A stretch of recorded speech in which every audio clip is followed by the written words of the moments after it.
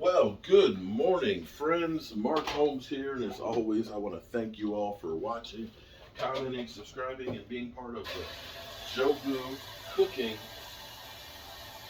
I've got to change it. I've got to change it. Cooking and tailgating with Jobu. I think I'm going to change it to just cooking with Jobu. That's simpler, it's easier to find, and easier to work with. All right, so this is week number 4. Week number 4 of getting back on keto, and today was a learning experience. A couple of things. What I had hoped to be able to do was to lose 3 pounds a week. Typically, everybody's different. Everybody is completely different, so you can't say what is normal, right?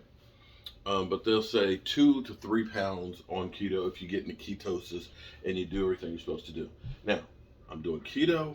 I'm also going for walks at least. We're trying to do 5 days a week, weather permitting, for at least 20 minutes. We've been doing about a mile to 2 miles every time. So we're doing that as well. And we're doing keto. So this is 3 weeks and the third day. And today, I was telling you guys how I get into like a plateau. I get stuck, and all of a sudden I get a big drop. So I had wanted to be under 260 for the beginning of the week. Didn't get there. We had the Super Bowl party and all that, and I ate a lot. I didn't get out of keto, but I ate a lot. But it dropped. It dropped. So now I am 11 pounds under where I started. To me, that's great. That's great. The cover picture, if you actually look in there, here's actually the better thing because your weight's going to fluctuate. This is crazy. Between going to bed and getting up this morning, my weight is 4 pounds different. So they say, of course, weigh yourself in the morning because that's really the truer number. Because while you're sleeping, your body's basically processing all of the stuff that you've had and things. So your weight, your truest weight is in the morning. But 4 pounds, and I've started doing some more research, and your body weight will fluctuate between 2 and 5 pounds in a day. If it's more than 5 pounds, then you need to worry. But your body will fluctuate between how much water you eat, drink, and how much food you eat, and things like that. So I literally dropped 4 pounds from the time I went to bed to getting up. But part of that may be because a natural or a laxative for me is because I was on the road. I fasted yesterday. We had some snacks and things. We had some chicken, and we had the Parmesan chips, and we had string cheese, and we had pork skins, and beef jerky, which are all great things to snacks wise when you're on keto, and almonds too. It's funny. We looked up a list of snacks, and every single snack that they have for keto, we already know about. Okay, I got snacks down. You want to know anything about snacks? I got snacks down pat. When we got home, it was late, and I just didn't feel like cooking, so I went to Chipotle. And I swear, Chipotle is just like it was almost like that liquid death that I drank last week for the colonoscopy. That's literally what that does. It just goes right through me, so I can understand why I lost 4 pounds between going to bed and getting up. The funny thing is I'm the exact weight I was after doing the 2-day fast and the liquid for the colonoscopy. You figure you're going to be dehydrated, you're going to flush out everything in your system, and your weight's going to be lower than what you were. So through the course of that week, I actually got down to that. But more importantly, because your weight will fluctuate, what's cool is if you look at the numbers, my BMI dropped from 41 to 38.7. So that's like almost three points, 2.5 points. The visceral fat dropped by a whole percentage point. So you can look at those numbers and say, okay, it's not just the weight loss, but it's the BMI, it's the visceral fat, it's and that scale does even more stuff because it goes through, does, I don't understand how they do it, but does bone density and your heart rate and everything else. Hell, feels like you got a damn doctor there in the scale. So another thing, um, when you're buying food, a lot of times they say net carbs on things.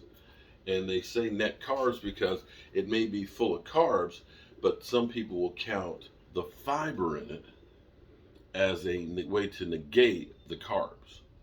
Okay? So you'll see net carbs. So you'll like ice cream. I bought some keto ice cream that I haven't really even wanted because I've had it before and it's just not good. But it'll say net 2 carbs.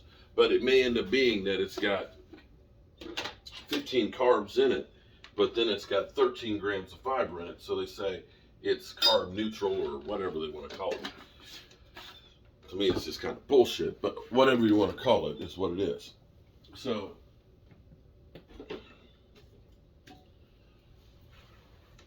I was sitting here thinking about fiber.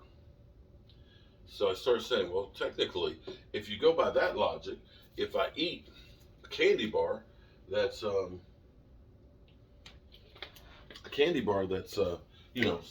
100 carbs, and I drink 90 grams of fiber, isn't that technically then only 10 net carbs? Okay, so I was wondering. Okay, I was thinking, I wake up and I think of crazy shit. But I started doing more and more into fiber, and fiber needs to be part of your keto diet. Because here's what happens. Because we eat so much string cheese, because we eat such fatty dishes and things, all that stuff slows down your digestive system. And your digestive health needs the fiber. I have, the doctor said for the colonoscopy that I have diverticulitis. I probably mispronounced that. But basically, that's folds in your intestine lining. And what happens in those folds is sometimes food and things get stuck in there. And so the fiber, basically, fiber doesn't stick with you. Fiber just kind of cleans your system out and just scrapes the lining. So you don't get a lot of fiber in most of the foods. Some of the foods that you have that do have fiber in it, like your walnuts, okay? I can't eat walnuts because I break out. But like avocados, chia seeds, those are things that are actually high in fibers. I think almonds are too. So those are really, really important. But my wife has been taking, actually, this is the generic brand, but Equate fiber powder to help because she's got the diverticulitis as well. So fiber is important on doing keto because it'll help keep you from being bound up with the cheeses and all of the fats and things like that, and will be good for digestive health to help keep you regular because nobody wants to be full of shit. I get told I'm always full of shit, but you don't want to be full of shit.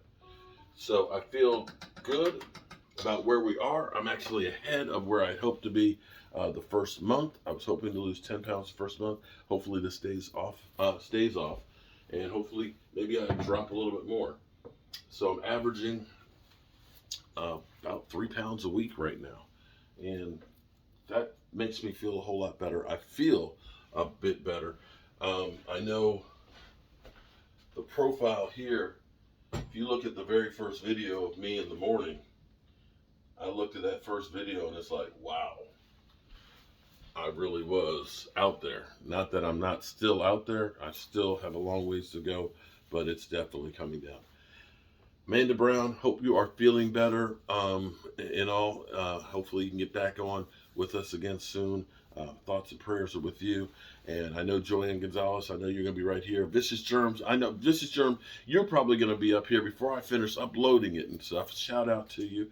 I know Lola's going to check this out. All of you great ones, I appreciate you guys going through this journey with me and being my sounding board. And I'm hoping that this is helping you guys as well.